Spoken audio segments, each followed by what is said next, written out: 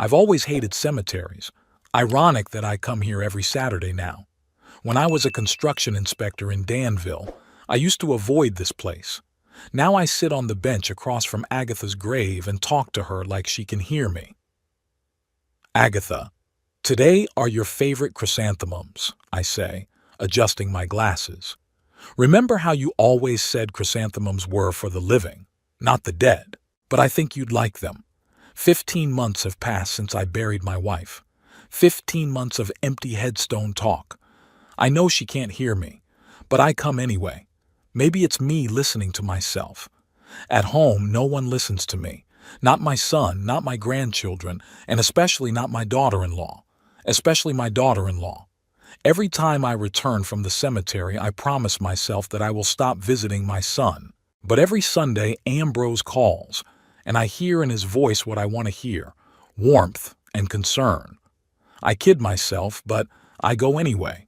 And then I endure Lorelei's barbs and my grandchildren's indifference all evening. This Saturday I sat on the bench again and looked at the gray granite stone that had become my interlocutor. I am 73 years old, 47 of them spent with Agatha. Now there is only a slab of life dates and a cold emptiness in her place. Lorelei asked me again today if I'd like to think about a nursing home, I say, looking at my wife's portrait on the stone. She says they have great people there who know how to deal with people my age. It's like I'm some kind of broken machine that needs special treatment. The wind rustles in the treetops, and I'd like to think it's Agatha sighing and shaking her head. She's never liked Lorelei. Back when Ambrose first brought her to meet us, Agatha whispered to me, "That girl has cold eyes, Tobias." But what could I do? Ambrose looked at her as if she were the sun of his universe. "You were right about her," I said, adjusting the flowers in the vase. "I always am. Walking home is my daily habit. Dr. Burns says that at my age I should move more. It's strange that I used to walk to live longer, but now I walk to pass the time. My house is in the old part of Danville among equally old and shabby houses. A 2-story building with chipped paint and a creaky porch. Agatha always wanted to repaint it, but we kept putting it off. There's no point now. Everything inside is the same as it was when she was there. I haven't moved a single thing. I haven't thrown away a single knick-knack. Sometimes I think that if I keep everything as it was, Agatha will stay here too, in these walls, in these things. Ambrose and Lorelei live in a new neighborhood in Danville, in a modern house with big windows and fancy furniture. Every time I visit them, I feel like a stranger, like an old, shabby couch in a room full of designer chairs. I brewed myself some coffee, as I do every night, and sat by the window, going to see them again tomorrow, again to endure Lorelei's stares and the indifference of the grandchildren. For the first time after Agatha's death, Ambrose had been thoughtful. He came every day to see how I was doing. Even Lorelei was on her best behavior. But gradually, things went back to normal. Ambrose got busy at work. Lorelei remembered she never loved me. And the grandchildren simply forgot I existed. The phone rang and interrupted my thoughts. "Dad? Do you remember we're expecting you for lunch tomorrow?" Ambrose's voice sounded as hurried as ever, as if he were calling between two important things. "Of course I remember, son. I'm not old enough to forget things like that." I tried to speak lightly, but I could feel the resentment creeping into my voice. "Oh, good. Lorelei's making a roast. See you tomorrow, Dad." He hung up before I could answer. Typical of our conversations lately. Short and empty. I spent a long time this morning deciding what to wear. It was silly, of course, to worry about such things at my age, but I knew Lorelei was bound to make a comment if I looked inappropriate. Last time she'd noticed a stain on my sweater and had spent the entire evening defiantly trying to scrub it off with a napkin, saying, "Tobias, you should take better care of yourself." I chose the gray suit I'd once bought for going to the theater with Agatha and a blue tie. I looked at myself in the mirror. A thin old man with a wrinkled face and gray hair looked at me with a slight sadness. You look good, I said to myself and immediately felt foolish. Ambrose and Lorelei's house was a 20-minute drive from mine. I could have called a cab, but I decided to take the bus. Another habit that annoyed Lorelei, she thought public transportation wasn't for gentlemen. As I approached their house, I noticed that Lorelei's car was not in the driveway. Strange. Usually on Sunday, the whole family was home. I rang the doorbell and Ambrose opened the door. "Dad, you're early." He looked a little confused. "I arrived at the same time I always do," I replied as I walked into the house. "Yes, of course you did. Come on in. Lorelei, she should be back soon. She went to see her friend Helen to help with something." I nodded. Even though I knew Helen was on vacation, she'd told me about it last week when we'd met at the supermarket, but I didn't say anything. In the living room, I saw the grandchildren, Thatcher and Ottilie. They were sitting there, staring at their phones and didn't even look up when I walked in. "Hello, my dears," I said with feigned cheerfulness. Thatcher mumbled something without looking up from the screen, and Ottilie looked up for a second, said hello, and went back to her phone. I remember them running to me when they were little, how they asked me to tell stories about my work on construction sites, how they sat on my lap looking at pictures in old albums. Now they're 10 and 12 and I'm just an old man they have to spend Sunday lunches with. "Papa, would you like some tea while we wait for Lorelei?" Ambrose asked, glancing nervously at his watch. "Yes, that would be nice." We went into the kitchen and Ambrose started fussing with the kettle.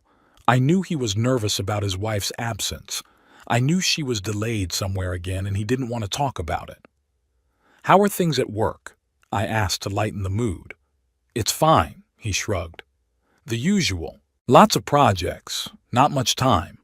Ambrose worked as an architect for a large firm. He'd always been an ambitious boy, and I was proud of his accomplishments. But lately we'd hardly talked about his work. He'd just say things in generalities and change the subject. "How's your back?" he asked. "Does it still bother you?" "Sometimes, but I manage." "Maybe you should see a good specialist." Lorelei said, "Sunset Hills Nursing Home has great doctors. There it is. Here we go again, the nursing home, as if by accident in conversation. "I don't need nursing home doctors, Ambrose. I have Dr. Burns and he's doing a fine job." Ambrose wanted to reply something, but at that moment we heard the sound of the front door opening. Lorelei had returned. She entered the kitchen carrying bags of groceries. Her blonde hair was in a high ponytail, and she had a smile on her face, the same smile she always wore when she wanted to hide something. "Tobias!" she exclaimed, as if she just spotted me. "You're here." "I'm sorry. I got held up at the store. I thought I'd get some fresh vegetables for my salad." I nodded, even though I could see there were no vegetables in her bag. "That's okay, Lorelei. Ambrose and I were just talking about his job." "Oh, that's wonderful." She set the bags on the table and walked over to her husband, kissing him on the cheek. "Honey, have you told your father about your new project yet?" Ambrose was embarrassed. "No, I haven't yet." "Tobias, you have no idea how talented your son is," Lorelei continued with exaggerated enthusiasm. "His design has been chosen for a new shopping center in the suburbs. That's such an honor." "Congratulations, son." I was genuinely happy for him. "Why didn't you tell me before?" "I didn't want to tell you until there was official confirmation." He was clearly uncomfortable. "But the confirmation came last week." Lorelei looked at him reproachfully. "Tobias, no offense, but Ambrose has so much on his plate that he forgets even the important things." I knew she was lying. I knew Ambrose just didn't want to share his successes with me. He'd been telling me less and less about his life lately, as if I were an outsider. "I understand," I said, trying to stay calm. "We all have our own things to do." Lorelei began to sort through the bags, defiantly ignoring me. Then she turned to the kids, who were still sitting in the living room with their phones. "Thatcher, Ottilie, go help set the table," she shouted. Your grandfather is already here." The children reluctantly got up and went into the kitchen. "Hello, Grandpa," Ottilia said without looking at me. "Hello, my dear." I tried to hug her, but she dodged me and started setting the plates down. Thatcher just nodded and picked up the cutlery. I remember how much they loved it when I came over, how they asked me to tell stories about the construction sites and buildings I checked out. Now they barely noticed my presence. "Tobias, would you mind not standing in the aisle?" Lorelei asked with a strained smile. "We're trying to set the table." I stepped aside, feeling superfluous in this house. Ambrose busied himself with the roast, clearly avoiding looking at me. When we finally sat down at the table, Lorelei began to talk about her week, how she'd gone to the spa, how she'd met her friends, how she'd taken Ottilie to the dance. She talked non-stop, not letting anyone else get a word in edgewise. "How was your week, Tobias?" she finally asked when she had exhausted her stories. "What did you do?" She sounded condescending, as if she were asking a small child. "Nothing much," I answered. "Reading, going to the park, going out with friends." "Friends?" She raised her eyebrows. "You still have friends?" "Lorelei," Ambrose said warningly. "What?" "I was just asking. At his age, a lot of people are already, you know." I clutched my fork a little harder than I should have. "Yes, Lorelei, I still have friends. Not everyone dies at 70. "Of course they do," she said with a wave of her hand. "I'm just worried about you. You live alone in such a big house. It could be dangerous." And again, every conversation she somehow boiled down to the fact that I need to move. "My house isn't that big," I said, "and I'm doing just fine on my own. But what if you fall, or forget to turn off the stove?" She looked at me with fake concern. "They'd take care of you in a nursing home." "Mom's right, Grandpa," Ottilia suddenly interjected. "Miss Pratt from my school told me that her grandfather had moved into a nursing home and was now very happy." I looked at my granddaughter, surprised at her sudden interest in the conversation, but I could see in her eyes that she was just repeating what she had heard from her mother.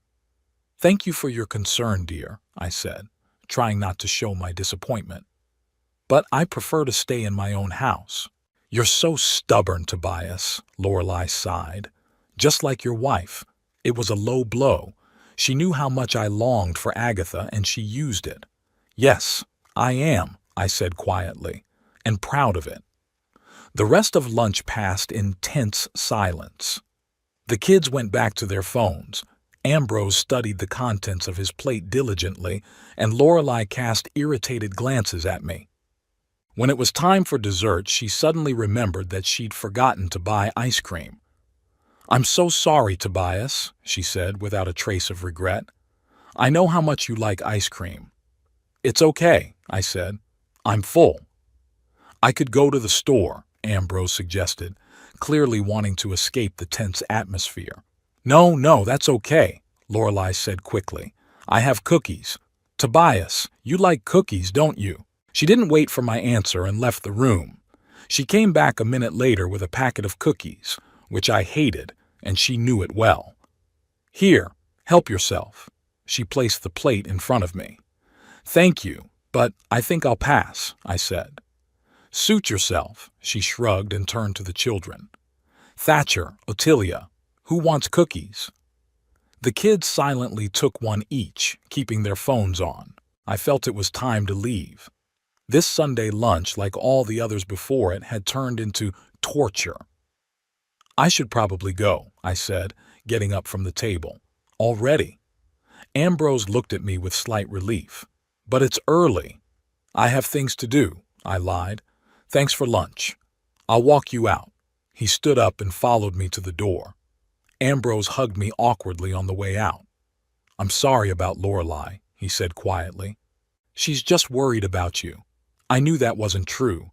She wasn't worried about me for a second. But I nodded because I didn't want to fight with my son. "Sure, I understand." "I'll see you next week?" he asked, opening the door. "Yes, of course." I knew I would come again, no matter what, because he's my son, and I love him. On the way home, I thought about how my life had changed since Agatha's death, how I had become an outsider in my own son's family, how Lorelei had turned me into a burden to be rid of. I've noticed that lately she's been absent a lot during my visits. Today, she was late. Last time she left in the middle of lunch, citing an urgent call from a friend. And every time she came back with a slight blush on her cheeks and a sparkle in her eyes that couldn't be explained by a simple trip to the store or a visit to a friend's house.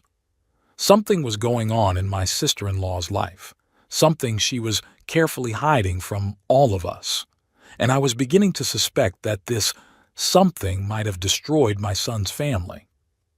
When I got home, I sat in a chair by the window and stared at Agatha's picture for a long time. She was smiling at me from the picture, and I could almost hear her voice. "Tobias, you have to find out what's going on, for Ambrose's sake." And I decided that I would. Find out where Lorelei was disappearing to and why she was so insistent on getting rid of me. Tuesday was a day of revelation for me. I usually go to the city park on Tuesdays, sit on a bench by the pond, and feed the ducks. It's a small thing, but it's a habit that started when Agatha was alive. We often went there together, and now I continue to do it alone, a kind of ritual that links me to the past. The weather was overcast that morning, but it wasn't raining. I put on my old raincoat, grabbed a bag of bread, and went to the park.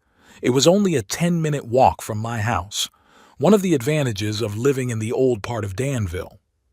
Danville's Central Park wasn't too big, but it was cozy. Century oaks, neat paths, a small pond with ducks, and a few playgrounds. It wasn't usually crowded this time of year, just retirees like me and the occasional young mom with strollers. I sat on my usual bench, tossed pieces of bread to the ducks, and thought about my son's Sunday lunch, about how Lorelei was late and about her strange behavior lately. I didn't want to think that my daughter-in-law might be unfaithful to Ambrose, but the suspicion was creeping in. I was interrupted by the sound of laughter coming from across the pond. A woman's laughter, familiar and out of place here. I looked up and saw Lorelei. She was walking down the path in the company of a tall man I'd never seen before. Dark-haired, with a neat beard, dressed in an expensive-looking suit. He was saying something to her, leaning in close to her ear, and she was laughing in a way she had never laughed in the presence of my son. I instinctively turned away and pulled my cap lower so she wouldn't see me.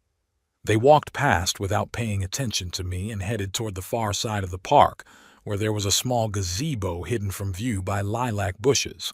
My heart was pounding.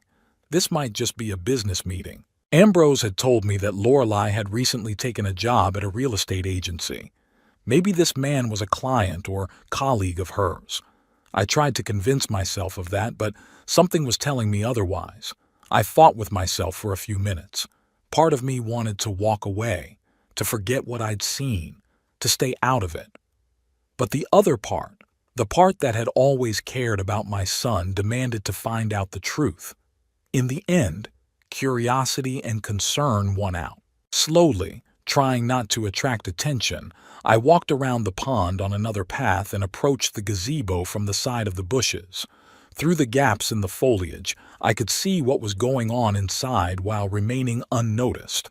What I saw left no room for doubt.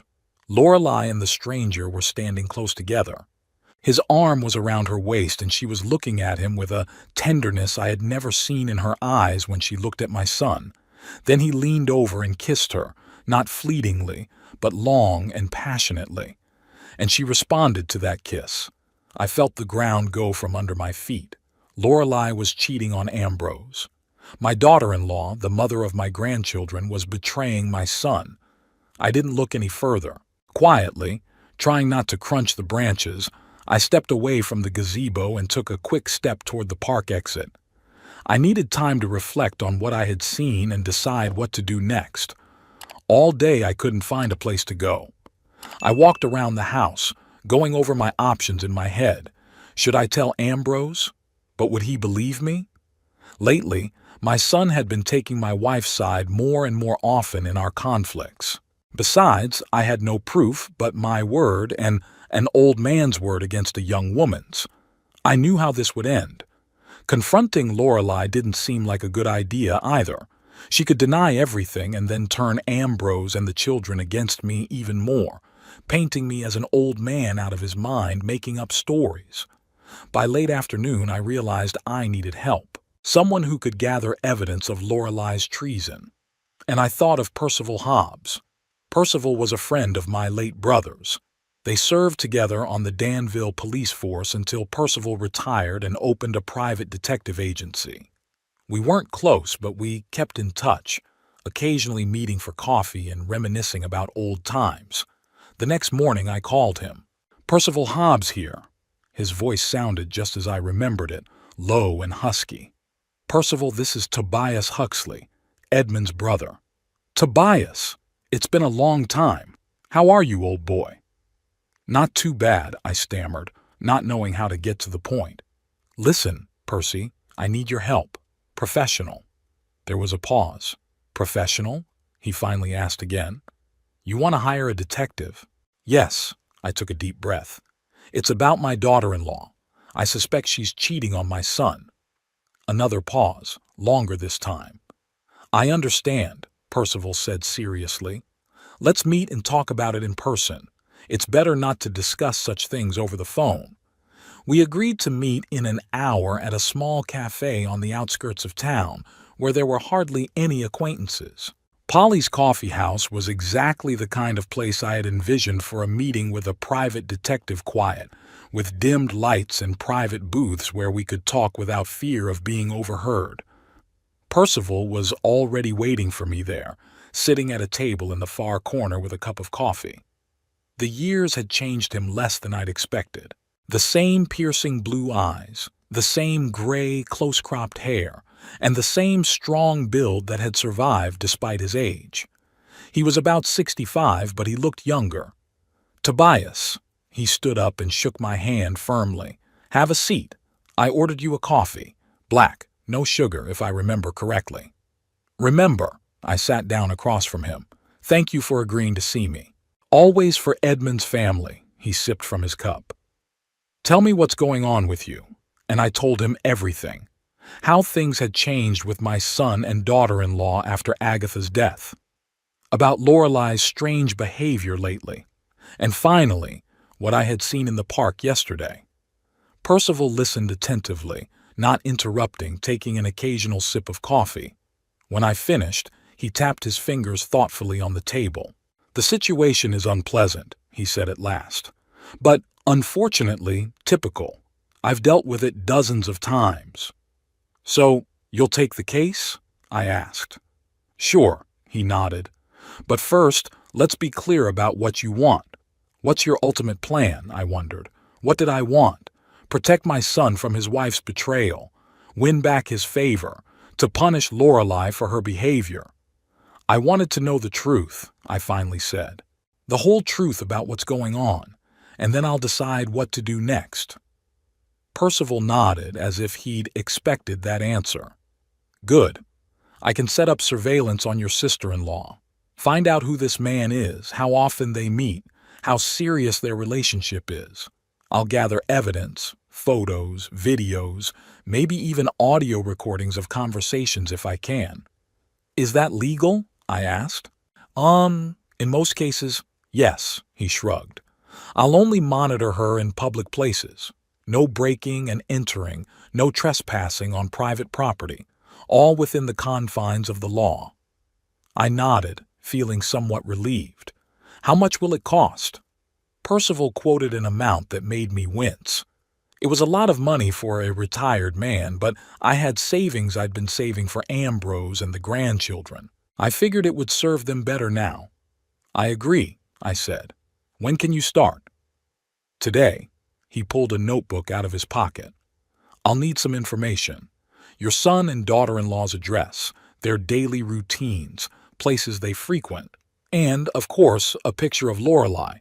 I gave him all the information I had." I told him that Lorelei had recently taken a job at a real estate agency called Premium Homes, that she usually took her kids to school at 8 a.m., that she used to go to the Oasis Spa on Fridays. Showed a picture taken at last year's Christmas where Lorelei stood next to the tree, smiling her fake smile. Great, Percival wrote it all down in his notebook. That's enough for a start. I'll contact you as soon as I have the first results. Don't call me yourself. If your sister-in-law is really hiding something, she might be wary. I nodded, feeling my heart pounding with excitement and fear. And another thing, Tobias. He looked me straight in the eye. Be prepared for the truth to be worse than you think, and that your son might not thank you for it. I knew he was right. I knew I was meddling in someone else's life and that it could backfire on me. But I also knew I couldn't just sit back and watch my son's family fall apart. I understand the risk, I said, but I have to do this. Percival nodded and held out his hand to me. Then let's get to work. The next few days were filled with anxious anticipation. I lived an ordinary life, going to the store, working in the garden, reading books, but my thoughts kept returning to Lorelei and her secret affair. I imagined Percival following her, gathering evidence, learning the name of that man in the park. On Friday, exactly 3 days after we met, the phone rang. Tobias, it's Percival. I have something for you. My heart skipped a beat. What was it? Not over the phone. Come to my office at 6 o'clock tonight. You know the address? I did. His office was in a small building on Maple Street, not far from downtown. I'll be there, I said and hung up, feeling my hands shaking. Percival's office was exactly as I had envisioned it, a small room with a desk, a few chairs and file cabinets along the walls. His diplomas and private investigator's license hung on the wall. Nothing superfluous, everything functional and austere. Come in, Tobias. He pointed to the chair across from his desk. Have a seat. I sat down, trying to keep my hands from trembling. Percival pulled a folder out of his desk drawer and placed it in front of me. Here's what I've learned these past 3 days, he said. Your sister-in-law is indeed seeing another man. His name is Radley Prim, and he works as a manager for the same real estate company as she does. 42 years old, divorced, no children. He opened the folder and showed me a picture of the same man I'd seen in the park with Lorelei. They meet almost every day, Percival continued, usually at lunchtime or after work. Sometimes in the park, sometimes in a cafe across town, but most often at the Pine Tree Motel on the Danville exit. He showed me a series of photographs, Lorelei and Radley entering the motel, Lorelei coming out of there 2 hours later, fixing her hair, Radley kissing her goodbye by the car. Apparently, their relationship has been going on for quite some time, Percival said. The motel staff recognizes them. They always share the same room. I felt my insides tighten with pain and anger. It was one thing to suspect, and quite another to see the evidence of betrayal in black and white. There's something else. Percival pulled a small recorder-like device out of a folder. I managed to record their conversation in the cafe yesterday. I think you should hear it. He pressed a button and voices filled the room. First I heard Lorelei's laughter, the same kind I'd heard in the park, light and carefree. Then a man's voice, low and confident. When will you finally tell him? The man asked. Soon, Radley, I promise, Lorelei answered. It's just not a good time. I have to deal with the old man first. His father? The man sounded annoyed. You've been talking about him for 6 months and nothing's changed. I'm working on it, Lorelei's voice was pleading. I almost convinced Ambrose to put him in a nursing home. Once the old man moves out, we'll sell his house and get the money for a down payment on our own. And if he doesn't agree? He will, she said with confidence. He doesn't have a choice. He's old, he'll be decrepit soon. Ambrose realizes he can't look after him, and I'm certainly not going to be a nurse to that bore. They both laughed, and Percival turned off the tape. There's more, he said. But I think you get the gist of it. I sat there, stunned by what I'd heard. It wasn't just treason.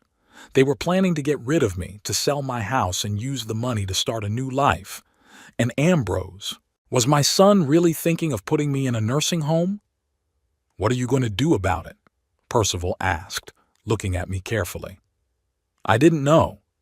Part of me wanted to go to my son immediately to show him the pictures, to let him listen to the tape. But the other part was afraid of his reaction. What if he didn't believe it? What if he took his wife's side? I need to think about it, I finally said. This is too much to decide at once.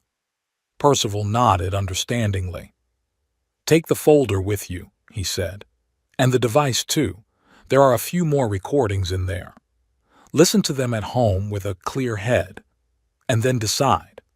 I took the folder and the recorder, feeling their weight not so much in my hands as on my heart. Thank you, Percy, I said. You did a good job. Just doing my job, he shrugged, but I could see the sympathy in his eyes. Call me when you decide what to do next. I might be able to help. I nodded and walked out of the office, clutching the folder so tight my knuckles turned white.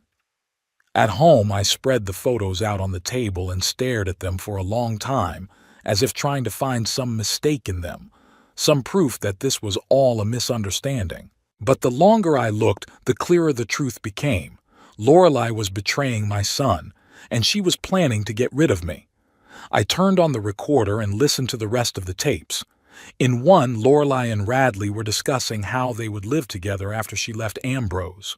In another, she was complaining about my son, calling him spineless and boring. In the third, they talked about the children, that Thatcher and Ottilia would probably stay with Ambrose, and that was even better, because Radley didn't like children. Every word was like a knife stab. I thought of my son, of my grandchildren, of how their lives would be ruined when the truth came out. And it would come out. Sooner or later, Lorelei would leave for her lover anyway, abandoning my family. I had to do something. But what? Tell Ambrose directly. But would he believe me? Wouldn't he think I was just trying to break him and his wife up out of personal animosity? Confront Lorelei? But what would that do but further alienate me and my son's family? I sat at the table until well into the night, going over my options and not finding the right solution. At one point, I caught myself thinking that I wished Agatha was there for me.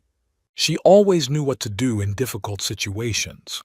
But Agatha wasn't there, and I had to make the decision myself. Finally, near morning, a plan began to form in my head. A plan that would expose the truth so that Lorelei wouldn't have a chance to get away with it. A plan that would force Ambrose to see her true colors. I called Percival again.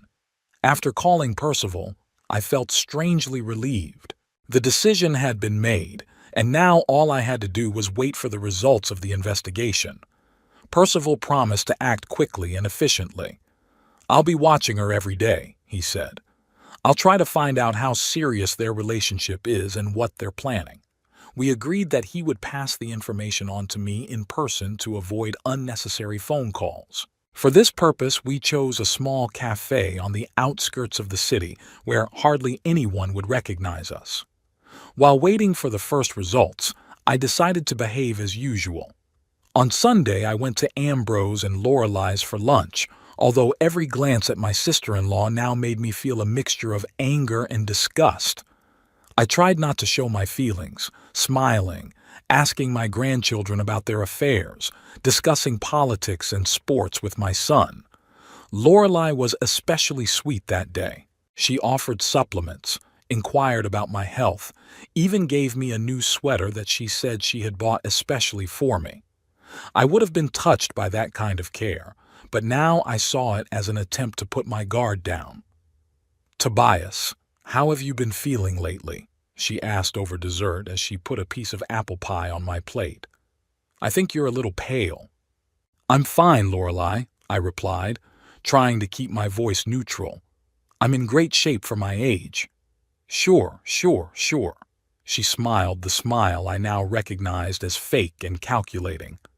It's just that, at your age, You have to be especially careful about your health.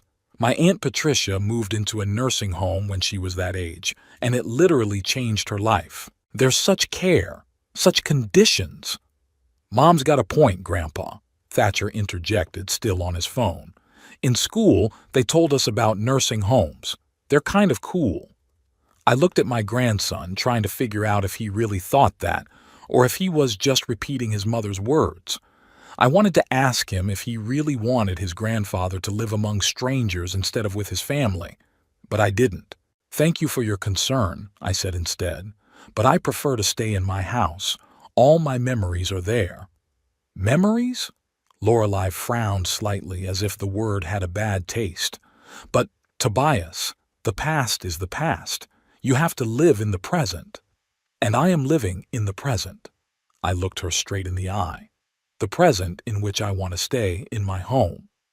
She looked away first, and I felt a small victory. The meeting with Percival took place 3 days after that lunch. He called me early in the morning and told me he had the first results. We agreed to meet at the same cafe at noon. I arrived a little before the appointed time and took a table in the corner from where I had a good view of the whole room. Percival showed up at 12 sharp, with a small folder under his armpit. The results are in, and they are impressive, he said without preamble, sitting down across from me. Your daughter-in-law is indeed cheating on your son, and has been doing so for quite some time. He opened the folder and showed me the first picture. It showed Lorelei walking out of an office building in the company of a tall man. They were holding hands, and she was looking at him with a tenderness I'd never seen in her eyes when she looked at Ambrose. This is Radley Prim, Percival explained. 42 years old, works as a manager at the same real estate agency as Lorelei. Divorced, no children. According to his colleagues, he is an ambitious and rather tough person, loves expensive things and beautiful women. I took a close look at the photo. Radley Prim was the man I'd seen with Lorelei in the park. Dark hair with a slight gray at the temples, correct facial features, expensive suit. Typical, successful, middle-aged businessman. And this, Percival showed me the next picture. It showed Lorelei and Radley sitting in a restaurant, leaning across the table toward each other. Their hands were touching, and there were conspiratorial smiles on their faces. It was yesterday, Percival explained. The Golden Lily restaurant on the other side of town. They spent almost 2 hours there, then drove to a motel. The third picture showed them at the entrance to a small motel on the outskirts of Danville. Radley was holding Lorelei by the waist, and she was laughing with her head tilted back. I could feel my insides clenching with pain and anger. It was one thing to suspect. It was quite another to see the evidence of betrayal with my own eyes. I have something else. Percival pulled a small flash drive-like device out of his pocket. It's an audio recording of their conversation in the restaurant. I think you should listen to it. He plugged the device into his phone, put on his headphones, and handed them to me. I put them on and heard Lorelei's voice, so familiar and yet so foreign. I can't wait any longer, Radley, she said. This double life is wearing me down. I want to be with you, only you. Me too, sweetheart, the man's voice replied, low and confident, but we have to tread carefully. Divorce is always a messy business, and if your husband finds out about us, he won't find out, Lorelei's voice was confident. Ambrose doesn't notice anything. He's too busy with his work and too trusting. And the children? Radley asked. They might suspect something. The children? Lorelei laughed. They're at an age where they're not interested in anything but their gadgets. Besides, I raised them well. They do what I say and believe what I tell them. And the old man? Your husband's father? I tensed when I heard them talking about me. Tobias? Lorelei laughed again, but this time her laugh was harsh. He's too absorbed in his grief for his dead wife to notice anything around him. Besides, I'm doing everything I can to get him to move into a nursing home. As soon as he agrees, we'll sell his house and get the money for a down payment on our own. Are you sure he'll do it? Radley sounded doubtful. Of course, Lorelei said with the confidence of someone who was used to getting what she wanted. I've almost convinced Ambrose that his father can't live alone. A little more pressure and he'll suggest that the old man move in. And if he refuses, then we'll find another way. At his age, it's easy to create a situation where a man seems incapacitated. A little incident at home, an ambulance, worried relatives. You know what I mean? I felt my back grow cold. Lorelei didn't just want me to move into a nursing home. She was willing to do anything to make it happen. The recording ended and I took off my headphones, feeling stunned. This is awful, I said, looking at Percival. She's not just cheating on my son. She's planning to get rid of me so she can sell my house. And that's not all. Percival shook his head. Listen to the second tape. He turned the device back on and I heard Lorelei and Radley's voices again. As soon as the old man moves out and we sell the house, I'm going to file for divorce, Lorelei said. Ambrose will be too busy trying to get his father settled in the new place to resist. I'll ask for minimum alimony to make things go quickly and smoothly. And then, Radley asked, and then you and I will start a new life. Lorelei's voice was filled with anticipation. A new home, a new job, maybe even a new town. Without Ambrose, without his boring father, without all that burden. And the kids? The children will stay with Ambrose, Lorelei said as easily as if she were talking about the furniture she'd decided not to take with her when she moved. They were old enough not to need their mother's constant care. Besides, you don't like children very much, do you? Right, Radley agreed. But won't you miss them? Maybe a little. There was no regret in Lorelei's voice. But we'll be able to see each other on weekends or holidays, and most of the time they'll be with Ambrose. He's a good father, though a lousy husband. The tape ended again, and I felt the rage growing inside. Not only was this woman betraying my son, but she was willing to abandon her children for a new lover. Was that it? I asked, trying to control myself. No. Percival pulled a few more pictures out of the folder. I followed them to the motel. They spent almost 3 hours there, and then they went their separate ways. Lorelei got home about 5 o'clock that evening and told Ambrose that she'd been late for work. I looked at the pictures of Lorelei walking into the motel with Radley and then walking out of there, fixing her hair and clothes. There was a look of satisfaction on her face that was unrecognizable. How long has this been going on? I asked. More than a year, by the looks of it, Percival replied. The motel staff knows them well. They always book the same room, usually on Tuesdays and Thursdays. A year. A whole year my daughter-in-law cheated on my son, and I didn't notice. Too caught up in my own grief. Too busy with my own problems to see what was going on in Ambrose's family. What are you going to do with this information? Percival asked, looking at me carefully. I hesitated a moment. My first impulse was to go to Ambrose at once, to show him the photographs, to let him listen to the tapes. But what if he didn't believe it? What if Lorelei convinced him that it was all a forgery, the result of my personal dislike for her? I don't know, I admitted. I need to think about it. I understand, Percival nodded. It's not an easy decision, but whatever you choose, I'll support you. He handed me a folder of photographs and a recording device. All the evidence is here. Study them carefully and then decide. I thanked him and promised to get in touch as soon as I made a decision. At home, I spread the photos on the table and stared at them for a long time, trying to gather my thoughts. Then I listened to the tapes again, every word Lorelei had said hurting my heart, not for herself, for the son and grandchildren she was so easily willing to abandon. I didn't know what to do with this information. Part of me wanted to protect Ambrose from the truth that would destroy his world. The other part realized that he deserved to know who he was living with. My musings were interrupted by a phone call. It was Ambrose. Dad? His voice sounded tense. Can Lorelei and I come to your place tonight? We need to talk. I felt my heart quicken its rhythm. Had they found out about the investigation? Or had Lorelei decided to accelerate her plan to relocate me? Of course, son, I said, trying to make my voice sound normal. I'll expect you for dinner. I quickly stashed the photos and notes in my desk drawer, locked it, and began to prepare for the visit.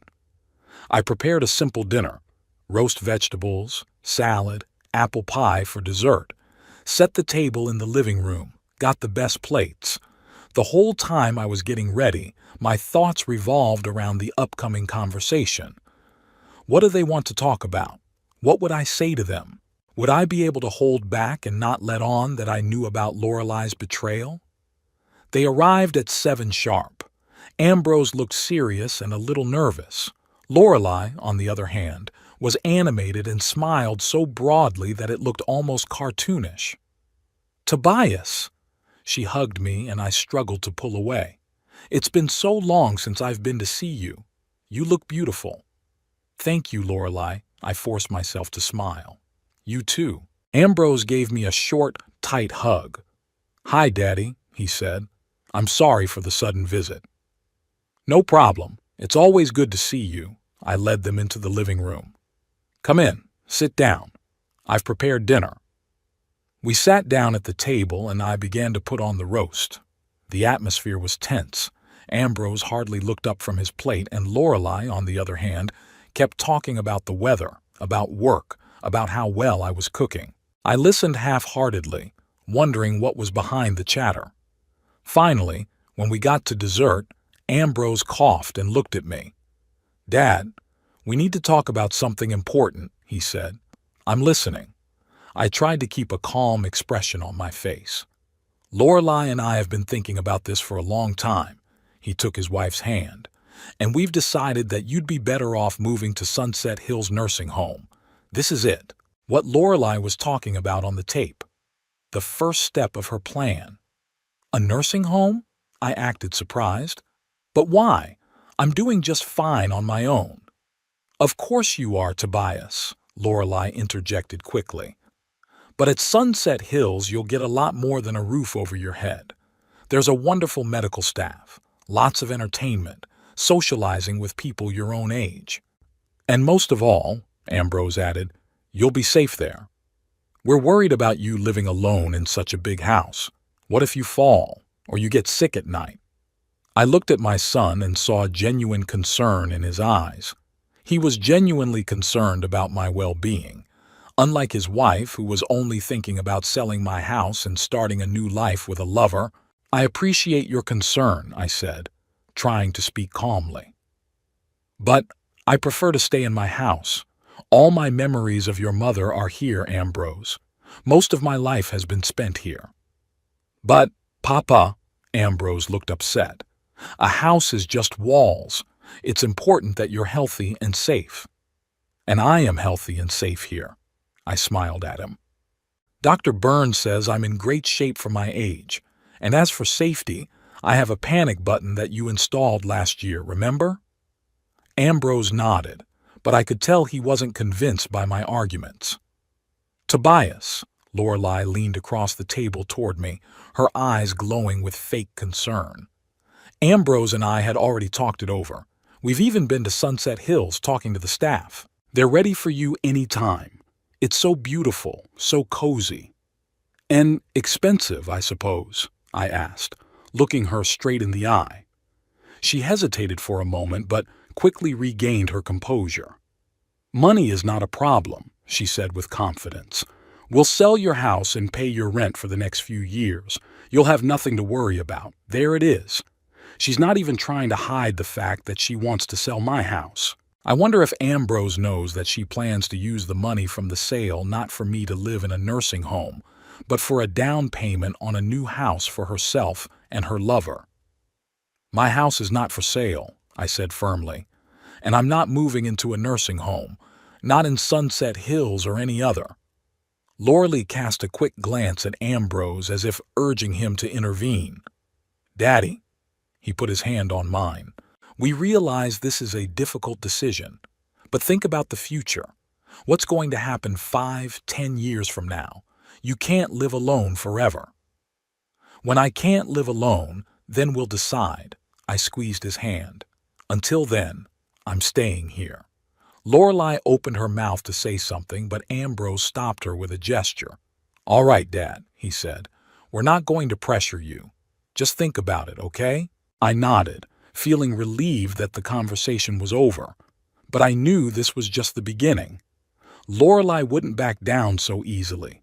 She would continue to press Ambrose, convincing him that I couldn't live alone, that I needed constant care. Dinner ended in a tense atmosphere. Ambrose was silent. Lorelei smiled strainedly and talked about nothing. When they left, I sat in a chair by the window and stared out at the darkening sky for a long time, thinking about what I had learned in the last few days. My daughter-in-law wasn't just cheating on my son. She planned to destroy his family, take his house, and put me in a nursing home so I wouldn't get in the way of her plans. And she'd almost gotten her way. Ambrose was already half convinced that I'd better move out. I couldn't let that happen. I couldn't let her ruin the life of my son and my grandchildren. But how to stop her? How do I open Ambrose's eyes to the fact that his wife is a lying cheater, willing to leave him and the children for another man? I pulled out the photographs and notes Percival had given me and scrutinized them again. A plan began to form in my mind. A plan that would expose the truth so that Lorelei wouldn't have a chance to get away with it. I called Percival. "Percy, I need your help again," I said when he answered. "I have an idea on how to expose Lorelei. But to do it, I'm going to need your help, and maybe the help of someone you know." "I'm listening," he said seriously. And I outlined my plan to him. Percival listened carefully to my plan and shook his head thoughtfully. "It's risky," he said, "but it could work. The key is to choose the right place and the right time." We decided to meet the next day in his office to discuss the details. I spent a restless night, waking up every hour and going over possible scenarios in my head. What if the plan didn't work? What if Ambrose didn't believe the evidence? What if I only made things worse? In the morning, I felt defeated but determined. After breakfast, I went to Percival's office, which was in a small building on the outskirts of town. "So," Percival said as we sat down at his desk, "let's go over the plan again. You want to organize a family dinner at the restaurant and show the video with the evidence of Lorelei's infidelity during dinner?" "Yes." I nodded, but not right away. I want to give her a chance to prove herself, to show her true colors. Let her think she's won, that I'm willing to agree to move into a nursing home. And when she's triumphant, that's when we'll show the video. "Okay." Percival tapped his pen thoughtfully on the table. "But to do that, we'll have to find a restaurant where the video can be shown, and we'll have to make arrangements with the management." "I have an idea," I said. "Marco's restaurant downtown. They have private rooms for family dinners, and each room has a big screen for presentations. We could rent a room like that and use the screen to show videos." "That's a good idea," Percival nodded. "But we'd have to talk to the manager of the restaurant. I don't think he'd like the idea of showing a compromising video in his establishment." "Maybe we shouldn't tell him the whole truth," I suggested. "Let's say we want to surprise the family by showing old family photos and videos." Percival shook his head. "I don't think that's a good idea. If the manager finds out the truth after the fact, he might call the police or cause other problems. It's better to be honest but not go into details." We decided that Percival would talk to the restaurant manager himself. As a former police officer, he knew how to be persuasive without revealing too much information. "I'll say we're conducting a private investigation on behalf of a client, and we need to present the evidence in front of the people involved," he said. "That's true, just not all of it." While Percival was running the restaurant, I had to figure out how to get the whole family in there. It was easier than I thought. That evening Ambrose called. "Daddy," he said without preamble, "Lorelei and I would like to invite you to dinner at the restaurant this Saturday, to talk quietly, without hurry, and maybe come to some kind of decision about, you know." I did. Lorelei was still trying to convince me to move into a nursing home. "Sure, son," I said, trying to keep my voice neutral. I'd love to. What restaurant? Lorelei suggests the Golden Lily, Ambrose said. It has good food and a quiet atmosphere. The Golden Lily is the restaurant where Lorelei met Radley. Interesting choice. How about Marco's? I suggested it. I've been wanting to go there for a while. I hear they have great steaks. Marco's? Ambrose thought about it. Yeah, I think that's a good option. I'm in. I'm sure Lorelei won't mind either. Great, I said. Will the children be with you? Children? Ambrose clearly wasn't expecting that question. No, we thought this would be an adult conversation. I understand, I said. But I don't get to see my grandchildren very often. Why don't we take them with us? I miss them. There was a pause. I could almost see Ambrose weighing the pros and cons in his mind. All right, he said at last. We'll take the children. Thatcher and Attilia miss you too. I knew that wasn't true. The grandchildren had barely noticed my existence lately, but that didn't matter. The important thing was that they would be at dinner. Wonderful, I said. I'll see you Saturday then. What time? 7 o'clock, Ambrose said. I'll make a reservation. No, let me, I said quickly. It will be my treat. I'll organize it. Are you sure? Ambrose sounded doubtful. It's not necessary, Papa. I insist, I said firmly. Let me do it for you. Ambrose agreed and we ended the conversation. I called Percival at once and told him the news. Great, he said. I've already spoken to the manager of the restaurant. His name is Vincent and he's agreed to help us. We can book a private room and use their equipment to show the video. What did you tell him? I asked curiously. The truth, Percival grinned. Well, part of the truth. That we were conducting a private investigation into adultery, and we needed to show evidence to the people involved. He didn't ask any unnecessary questions.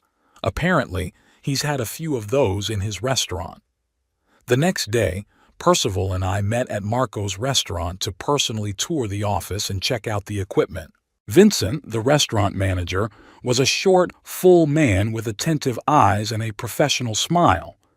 Mr. Huxley, Mr. Hobbs, he greeted us and led us to a separate office at the back of the restaurant. This is the office you have reserved for Saturday.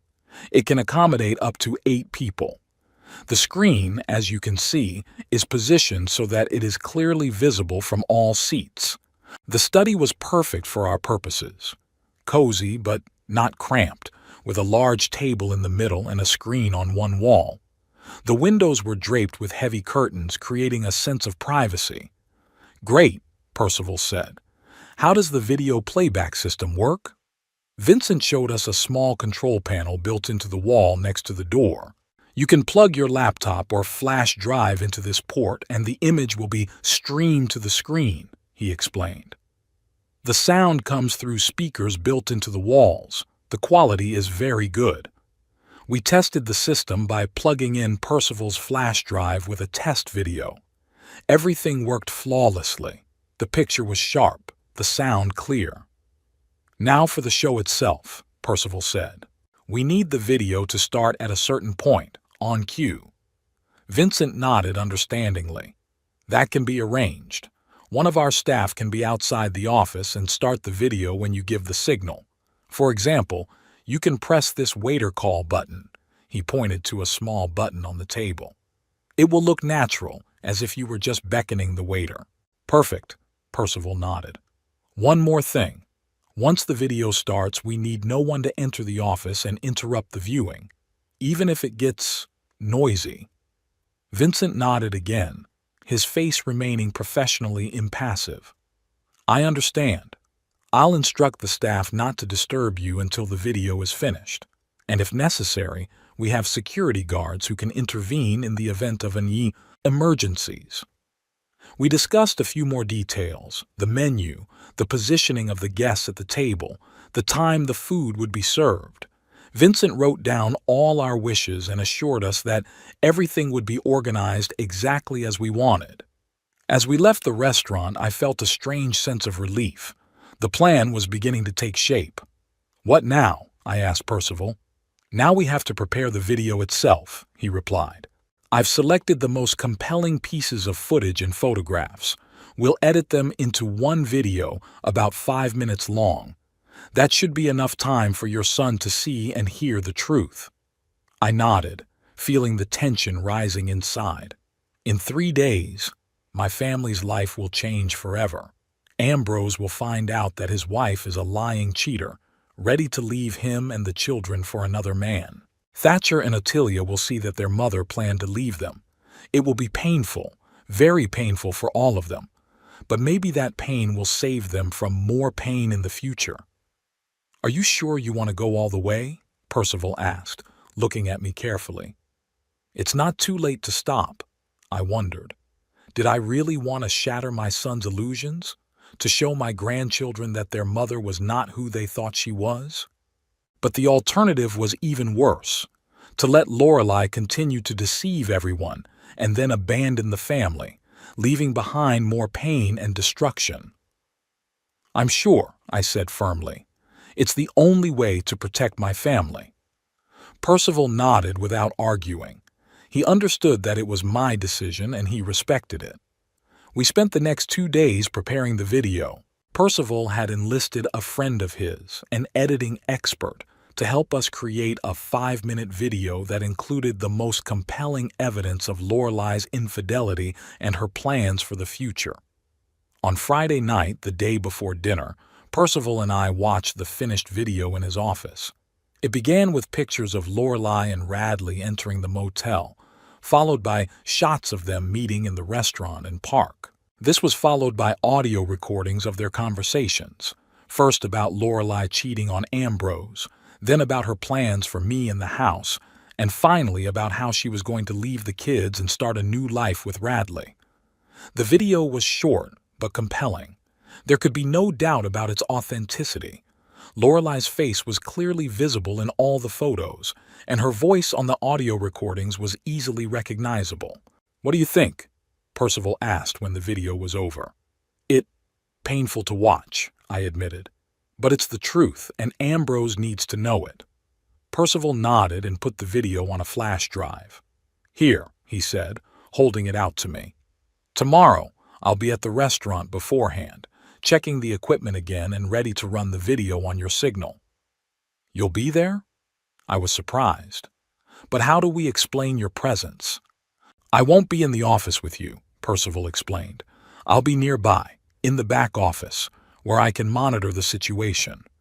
Vincent had already organized everything. I was relieved. Percival's presence, even behind the scenes, gave me confidence. Thank you, Percy, I said sincerely, for everything. You're welcome, he shrugged. Just doing my job. Besides, I always said I never trusted your sister-in-law. There's something about her. Fake. I smiled, remembering Agatha saying almost the same thing.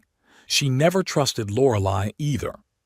I woke up early on Saturday with a feeling that something important was going to happen today.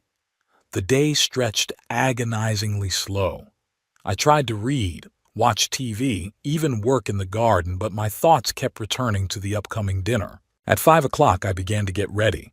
I showered, shaved, put on my best suit, the dark blue one with the blue tie that Agatha had once given me. I looked at myself in the mirror. An older man with gray hair and a wrinkled face looked at me with determination in his eyes. Today, Agatha, I said out loud as if she could hear me, today I will protect our family. At 6:30, I hailed a cab and went to the restaurant. Percival was already waiting for me there, in the small office next to our office. Everything's ready, he said. The equipment has been checked. The video has been uploaded. As soon as you press the waiter button, the show will start. I nodded, feeling my heart pounding in my chest. What if Lorelai tries to stop the video or leave the office? Don't worry about that, Percival patted my shoulder. The doors will be locked as soon as the show starts. No one will be able to leave until it's over, and the restaurant security will be on standby if things get out of hand. That calmed me down a bit, though I was still nervous. I made my way into the office and sat down in my seat, at the head of the table, across from the screen. The table was beautifully set, with a vase of fresh flowers in the center. Everything looked festive and solemn, which was a strange contrast to what was about to happen. At 6:55, there was a knock on the door and Vincent entered the office. "Mr. Huxley, your family has arrived," he said. "I'll show them to you in a minute." "Thank you, Vincent." I took a deep breath, trying to calm down. "Is everything ready?" "Everything is ready, sir." He nodded professionally. "On your signal." He stepped out, and a few seconds later the door opened again. Ambrose, Lorelei, and the children, Thatcher and Ottilia, entered. Ambrose looked tense. Lorelei was flashing her fake smile, and the children, as usual, were engrossed in their phones. "Daddy!" Ambrose hugged me. "You're here now, and you look great." "Thanks, son." I patted him on the back. "It's good to see you all." Lorelei came over and kissed me on the cheek. I could smell her perfume, too sweet, too cloying. "Tobias, what a beautiful office you've chosen," she said, looking around. "And so cozy, the perfect place for a family dinner." "I tried," I replied, trying to keep my voice normal.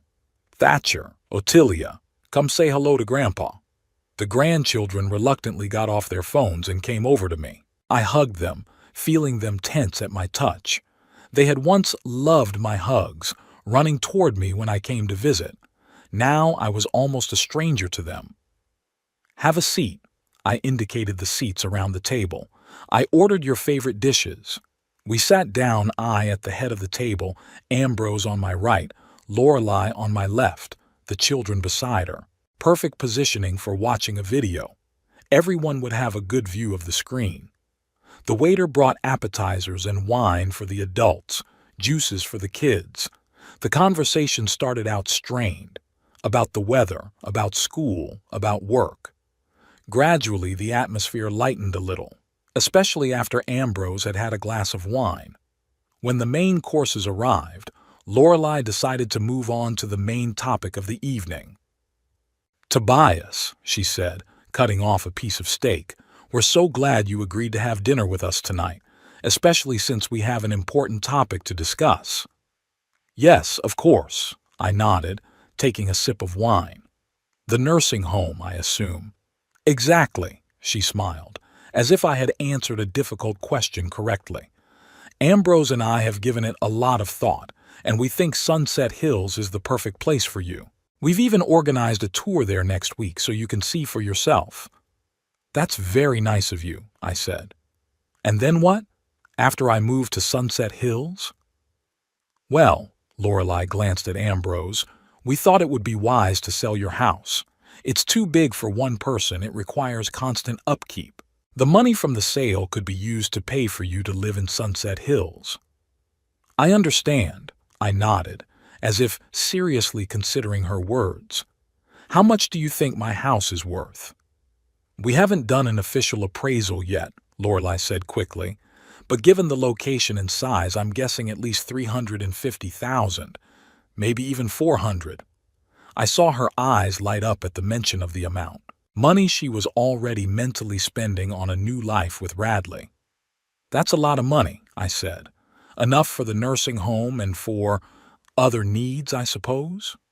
"Of course," she didn't see the catch in my words. "Your living in Sunset Hills will be fully provided for, and the rest of the money can be invested or used for family needs." I looked at Ambrose. He looked uncomfortable, clearly out of sorts. The children continued to eat, showing no interest in the conversation. "And when do you plan to have me move in?" I asked. "The sooner the better." Lorelei moved forward, sensing that I was close to agreeing. "Maybe as soon as a month from now? There's a vacancy at Sunset Hills right now, but it's filling up fast." I nodded slowly, as if considering her words. Then I set my glass on the table and looked at her. "You know, Lorelei, I've been thinking about this for a long time, about the nursing home, about selling the house, about family needs." "I?" She looked at me eagerly, almost eagerly. "And I've made a decision," I said, looking her straight in the eye. "But before I make it, I'd like to show you something Something that might change your mind about a lot of things. I pressed the waiter button. That was the signal for Percival. Lorelei looked puzzled. Show us? What do you want to show us, Tobias? At that moment, the lights in the office dimmed slightly, and the screen on the wall came to life. The first frames of the video appeared before us. Lorelei and Radley entering the motel, holding hands. Lorelei froze with her mouth open, staring at the screen. It clearly showed her and Radley entering the Pine Forest Motel. The date and time in the corner of the frame left no doubt that the recording was up to date. What? What is it? She finally squeezed out, turning to me. I stared at the screen in silence as the images changed. Lorelei and Radley sitting in the restaurant, holding hands, kissing in the park, entering the motel again, on a different day. The date in the corner of the screen changed, but the characters remained the same. Ambrose sat motionless, his face gradually pale. Thatcher and Ottilie pulled away from their phones and stared wide-eyed at the screen and at their mother. "Turn it off!" Lorelei jumped up from her seat. "Turn it off now!" She rushed to the door, but found it locked. Then she rushed to the screen, trying to find a way to stop the video, but Percival had thought of that too. There were no buttons or wires in sight. In the meantime, the audio was playing on the screen. Lorelei's voice, slightly distorted by the recording device but still recognizable, filled the room. "I can't wait any longer, Radley. This double life is wearing me down. I want to be with you. Just you. Me too, honey, but we need to proceed with caution. Divorce is always a messy business, and if your husband finds out about us, he won't find out anything. Ambrose doesn't notice anything. He's too busy with his work and too trusting." Ambrose flinched when he heard his name. His hands clenched into fists, his knuckles white. Lorelei. His voice was quiet, but he could hear the tension in it, ready to explode into rage. "What does it mean?" "It means nothing." Lorelei turned back to the table, her face contorted with anger. "It's a fake. Your father set this whole thing up to turn you against me." But at that moment, a new scene appeared on the screen. Lorelei and Radley in the cafe, their faces close up and again their voices, crystal clear. "And the children?" Radley asked. "The children?" laughed Lorelei. "They're at an age now where they're not interested in anything but their gadgets. Besides, I raise them well. They do what I say and believe what I tell them." Thatcher and Ottilie turned to their mother in sync, shock and incomprehension on their faces. "Mom!" Ottilie's voice trembled. "What are you saying?" Lorelei gave her daughter a pained look, but she didn't answer. Her eyes darted around the room as if looking for a way out of a trap. And the tape continued. "And the old man? Your husband's father? Tobias?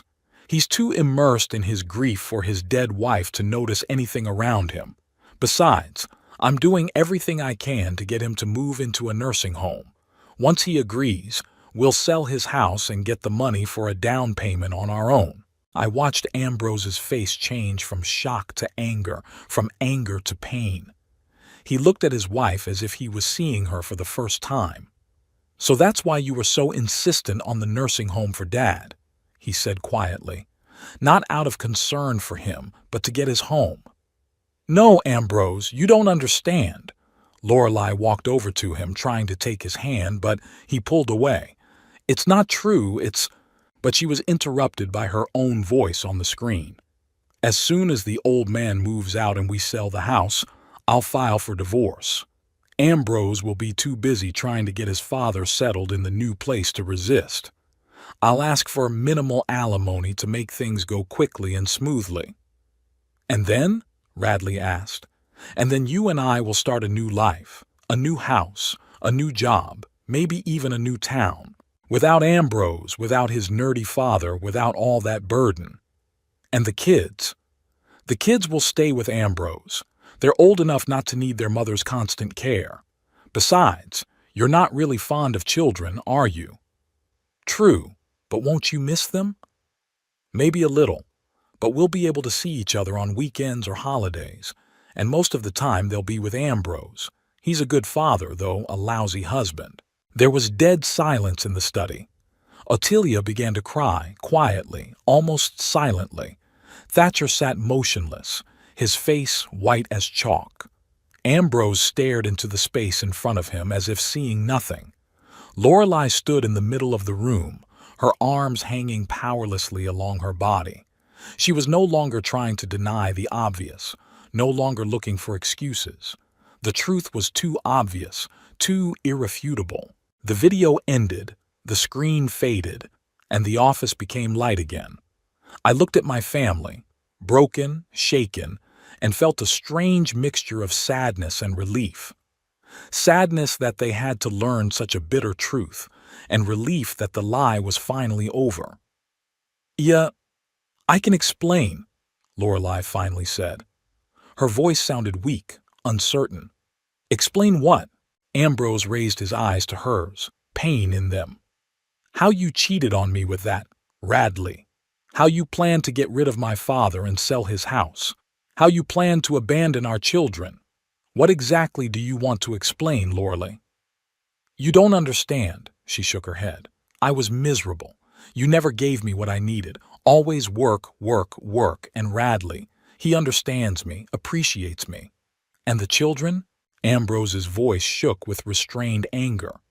"Were you going to leave them too because I didn't appreciate them?" "I wasn't going to leave them," Lorelei exclaimed.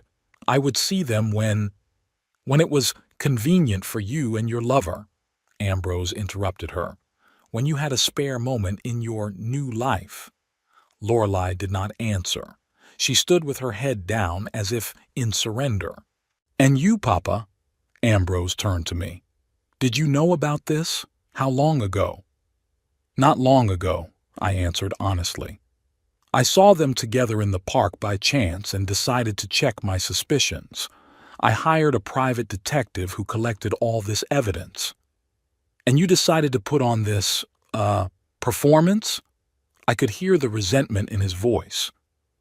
"Why didn't you come to me first?" "Because you wouldn't have believed me," I said softly. "You would have thought I was making it up because I disliked Lorelei. You needed hard evidence, and I provided it." Ambrose was silent for a moment, considering my words. Then he nodded slowly.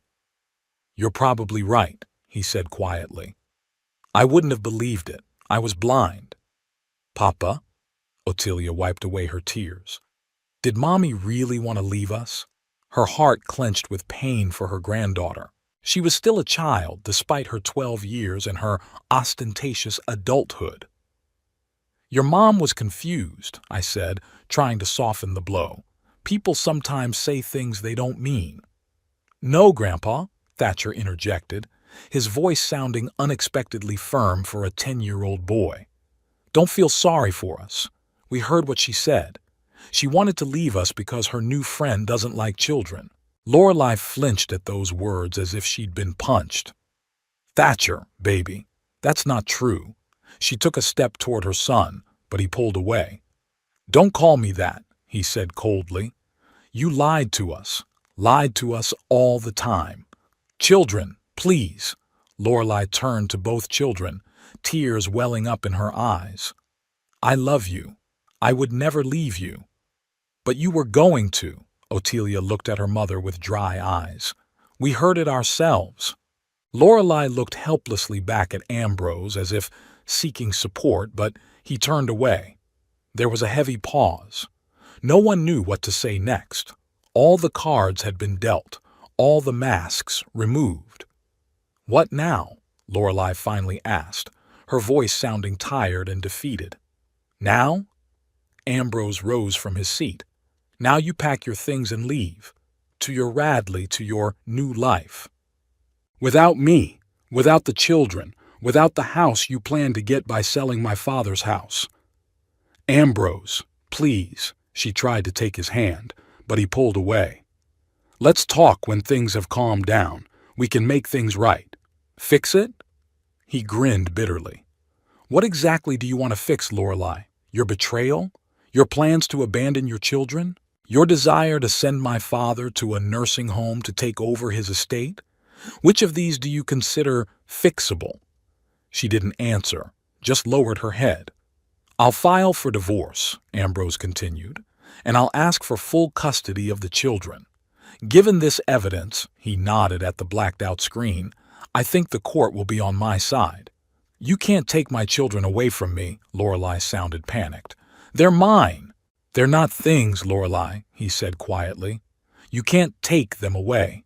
But you said yourself that you wanted to keep them with me, that you didn't need them in your new life. That's not what I meant. She raised her voice. You're taking my words out of context. What context can explain what we've all heard? Ambrose shook his head. That's enough, Lorelei, just enough. He turned to the children. Thatcher, Ottilia, we're leaving. Now. The children stood up without looking at their mother. Their faces were closed, their eyes dry. They looked older than their years, as if they had grown several years older in the last half hour. Dad, Ambrose said to me, are you with us? I shook my head. No, son. I've got some things to finish up here. I'll come back later. He nodded, realizing I needed time. Okay, I'll see you at home.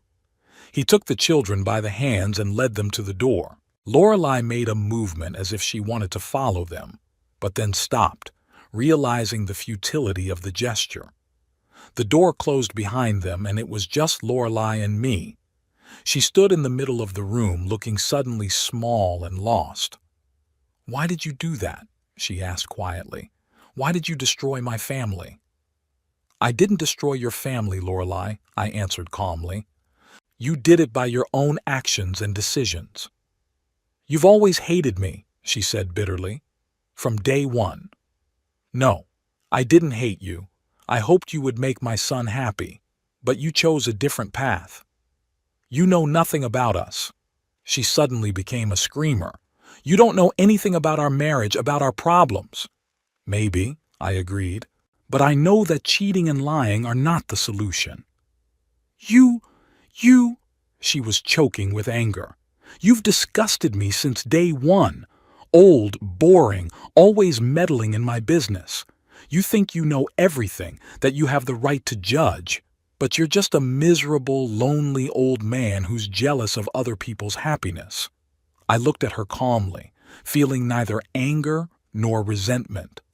Her words couldn't hurt me because they didn't contain any truth. Finished? I asked her when she stopped breathing. Yes. She sank into a chair, suddenly exhausted by her outburst. Finished. I stood up, adjusted my tie, and took my coat from the back of the chair. Goodbye, Lorelei, I said. I hope you find what you're looking for, but I'm afraid there will be no happiness in it. I turned and went to the door.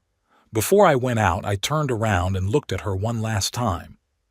She sat motionless, staring into the void in front of her, a woman who had lost everything because of her greed and selfishness. Percival was waiting for me in the hallway. Everything went as planned, he said, looking at me carefully. How are you? I'm fine, I answered, feeling a strange emptiness inside. Just tired. I understand. He put his hand on my shoulder. Come on, I'll take you home. No, I shook my head. Not home. To Ambrose's. He and the children need support right now. Percival nodded and walked me out of the restaurant. It was chilly outside, starting to rain lightly. We got into Percival's car and drove to Ambrose's house. On the way, I reflected on what had happened, about how one decision, to show the truth, had changed the lives of so many people. Ambrose learned that his wife had been cheating on him and was planning to leave him. The children learned that their mother was ready to leave them for a new life with another man. Lorelei lost a family she didn't appreciate. And me? What did I get? The satisfaction of revenge? No, it wasn't revenge. It was necessity, to protect my family from lies and betrayal. I did what I had to do, even though the price was high. When we pulled up to the Ambroses' house, I saw that all the windows were lit up. They were at home, going through the hardest night of their lives. "Thanks for everything, Percy," I said as I got out of the car. "You've been a true friend." "You're welcome, Tobias." He shook my hand. "Call me if you need any help." I nodded and walked toward the house.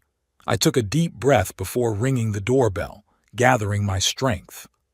There were a lot of hard conversations ahead, a lot of tears and pain, but also the truth, without which there could be no healing. Ambrose opened the door almost immediately, as if he'd been waiting for me. "Dad," he looked exhausted, but there was determination in his eyes. "Come in." I entered the house that would soon no longer be Lorelai's home, a house where a new chapter in the life of my son and grandchildren would begin, a chapter without lies or betrayal. "I'm selling my house," I told Ambrose as we sat down in the parlor. "I'm leaving Danville." "What?" He looked at me in surprise. "Why? Because of all this?" "Partly," I nodded. "But mostly because it's time for a change. Too many memories in this city, too many ghosts of the past." "But where will you go?" I could hear the worry in his voice. "I haven't decided yet," I smiled. "Maybe to the sea. Agatha always wanted to live by the sea." Ambrose looked at me for a long time as if he were seeing me for the first time. "You did the right thing, Papa," he said at last, showing us the truth. It was painful, but necessary. "I know, son," I took his hand, "and I'm sorry for what happened." "Don't be," he smiled weakly. "It's better to know the truth than to live a lie, even if the truth breaks your heart." We sat in silence, holding hands, father and son going through a loss, he of a wife, I of a daughter-in-law. Although, to be honest, I didn't feel the loss. Lorelai had never been a part of my family, only a source of pain for my son. "Are the kids asleep?" I asked after a while. "Yes," Ambrose sighed. "They were shaken, especially Ottilia. She didn't stop crying until she fell asleep. It's going to be hard for them," I said, "but they're strong. They'll get through it." "I hope so." He rubbed his face with his hands, looking suddenly older than his years. "What should I tell them? About Lorelai, about the divorce, about all of it?" "The truth," I answered simply. "Not all the details, of course, but the basics. That their mother made a choice, and it wasn't in the family's favor. That you will always be with them, that they will always be loved." Ambrose nodded, considering my words. "What about Lorelai?" he asked. "What if she came back? Try to see the children?" "That's for you and the children to decide," I said. "But I think they need time now. Time to understand, time to forgive, if they're willing to forgive." "And you?" He looked at me. "Will you forgive her?" I wondered. "Forgive Lorelai for trying to ruin my son's life? For being willing to abandon my grandchildren? For planning to use me and my home for her own gain?" "No," I answered honestly. "I wouldn't forgive her, but not because of what she did to me. It's because of what she did to you and the children." Ambrose nodded, understanding. "Thank you, Papa," he said quietly, "for opening my eyes, for being there for me." "I'll always be there for you, son," I squeezed his hand. "Even if I go away, I'll always be here for you." We sat like that for a long time, talking about the past, about the future, about what lay ahead. About a new life without Lorelai, about how to support the children during this difficult time, about where I might move. Deep past midnight, when Ambrose finally fell asleep on the couch, exhausted by the emotions of the day, I quietly left the house and walked to my apartment. The night was cool but clear. The stars shone in the dark sky as if watching me.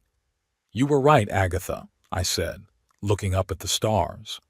"You always said that the truth would come out, no matter how deep you hid it." And I thought the stars blinked back, as if my Agatha were smiling down at me from the heavens, approving of my actions, supporting me as she always had. I continued my journey home, feeling strangely calm. Tomorrow a new chapter of my life will begin. I would sell the house, leave Danville, start over somewhere by the sea like Agatha had always dreamed. And Ambrose and the children, they'll manage. They're stronger than they look, and I'll always be there to support them no matter what happens.